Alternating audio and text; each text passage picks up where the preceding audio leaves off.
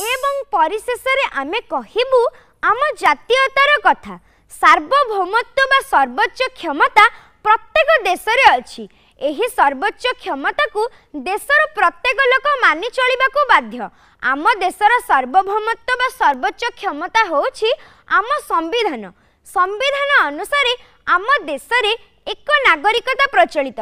आम संविधान देछि आमको एक सुंदर परिचय। आमे समस्ते भारतीय। तेणु ए देश माटीर कोण अनुकोणे जे जेउठी अछ रुह, पचारिले केही परिचय तुम भारतीय बोली कुह, भारतीय बोली कुह, भारतीय बोली कुह। ए देश माटीर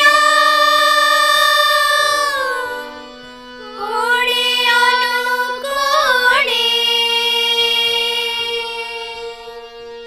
जे जेउठी